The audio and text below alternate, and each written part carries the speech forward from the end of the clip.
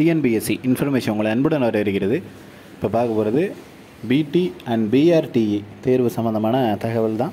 So இந்த தேர்வுக்கு வந்து பார்த்திங்க அப்படின்னா நம்ம எல்லாருமே ப்ரிப்பேர் பண்ணி தேர்வை வந்து நல்ல முறையில் எழுதிட்டு இருந்திருப்போம். அதற்கான அஃபிஷியல் ஆன்சர் கீ அப்படின்றது கவர்மெண்ட் சைட்லேருந்து வெளியிட்டிருந்தாங்க. ஸோ இப்போ வரைக்கும் அதற்கான ரிசல்ட் அப்படின்றது இன்னும் விடலை. ஸோ இதுதான் வந்து தேர்வர்களோட மிகப்பெரிய ஒரு எதிர்பார்ப்பாக இருக்குது. ஏன்னா இதற்கு முன்னாடி நடந்த டிஆர்பி தேர்வுகள் எல்லாமே ஒரு 2 மாத காலத்தில் எல்லா வேலைகளுமே முடிஞ்சிட்டு அதற்கான ரிசல்ட்டை வந்து பப்ளிஷ் பண்ணிவிடுவாங்க. பட் இந்த முறை என்ன சொல்லியிருக்காங்க அப்படின்னா ஜூன் மாதத்தில் தான் ரிசல்ட்டை பப்ளிஷ் பண்ணுவோம் அப்படின்ற மாதிரியான தகவல்களை அவங்களே கொடுத்துருக்காங்க. டிஆர்பி தரப்புலேருந்து அவங்க வந்து இந்த விஷயத்தை வந்து சொல்லியிருக்காங்க. ஸோ ஜூன் மாதத்தில் தான் இதற்கான அஃபிஷியல் ரிசல்ட் அப்படின்றது வெளியாகும் அப்படின்ற தகவல் கொடுத்துருக்காங்க.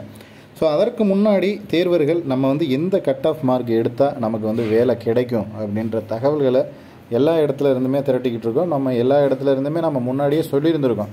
இந்த மாதிரி எவ்வளோ கட் ஆஃப் மார்க் இருந்தால் நமக்கு வந்து வேலை கிடைக்கும் அப்படின்ற தகவல்கள் நம்ம வந்து முழுமையாக இப்போ பார்த்துருவோம். ஸோ அதற்கு முன்னாடி இந்த எஸ்ஜிடி தேர்வு அப்படின்றது ஒன்று நோட்டிஃபிகேஷன் கொடுத்துருக்காங்க. அந்த தேர்வுக்கான ஸ்டடி மெட்டீரியல்ஸ் அப்படின்றத நம்ம ப்ரொவைட் பண்ணுறோம். ஸோ தேவை அப்படின்ற நபர்கள் டிஸ்பிளேல தெரிகிற காண்டாக்ட் நம்பருக்கு கால் பண்ணிவிட்டு மெட்டீரியல்ஸ் அப்படின்றத வாங்கிக்கலாம். அது ஃபுல் அண்ட் ஃபுல் பிடிஎஃப் ஃபார்மேட்டில் உங்களுக்கு வாட்ஸ்அப்லேயே சென்ட் பண்ணிடுவோம். எல்லா சப்ஜெக்ட்டுமே கவர் ஆகிடும். டோட்டலாக வந்து இதை மட்டும் படித்தாலே நீங்கள் போதும் அப்படின்ற லெவலில் தான் எஸ்ஜிடி மெட்டீரியல் அப்படின்றது இருக்கும். ஸோ ஆல்மோஸ்ட் ஃபுல் சப்ஜெக்ட்டுமே கவர் பண்ணிவிட்டு பிடிஎஃப் வடிவில் கொடுக்குறோம். பெய்டு மெட்டீரியல்ஸ் தான் பே பண்ணிவிட்டு நீங்கள் வாங்கிக்கிற மாதிரி இருக்கும்.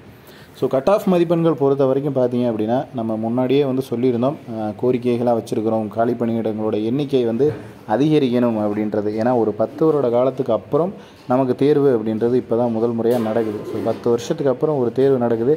அதில் காலி பணியிடங்களோட எண்ணிக்கை வந்து மிக மிக குறைவாக இருக்குது அப்படின்ற கோரிக்கை எல்லாருமே வச்சுருந்தோம்.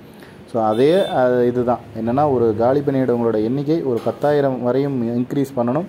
அப்படி இல்லை அப்படின்னா மினிமம் குவாலிஃபிகேஷன் மார்க், ஸோ மினிமமாக மார்க் எடுத்த அனைத்து நபர்களுக்குமே வேலை கிடைக்கணும் அப்படின்றத நம்ம கோரிக்கையாக வச்சுருந்தோம். ஆல்ரெடி நம்மளும் வந்து இதற்கான எஃபர்ட் எல்லாமே போட்டிருந்தோம். அதை வந்து உங்கள்கிட்டையும் ஷேர் பண்ணியிருந்தோம். ஸோ எல்லாருக்குமே அந்த விஷயங்கள் அப்படின்றது தெரிஞ்சிருக்கும். ஸோ வேக்கன்சி வந்து 10,000 இன்க்ரீஸ் ஆகுது அப்படின்னா மினிமம் குவாலிஃபிகேஷன் மார்க் எடுத்த எல்லாருக்குமே வேலை கிடைக்கிறதுக்கான வாய்ப்புகள் இருக்குது. ஸோ வெயிட் பண்ணி பார்ப்போம் எந்த மாதிரியான தகவல்கள் வருது அப்படின்றது. ஜூன் மாதத்தில் இதற்கான அஃபிஷியல் ரிசல்ட் அப்படின்றது கொடுத்துருவாங்க. ஸோ அது டிஆர்பி தரப்பில் இருந்தே அவங்களே சொல்லியிருக்கக்கூடிய ஒரு விஷயம். இதில் உங்களுக்கு வேறு ஏதேனும் சந்தேகங்கள் இருந்துச்சு அப்படின்னா கீழே கமெண்ட் பண்ணுங்கள். அதே போல் நம்ம சேனலில் போடுற வீடியோவில் நோட்டிஃபிகேஷன் ஆகிறோம்னா நம்ம சேனலை சப்ஸ்கிரைப் பண்ணுங்கள். தேங்க்யூ.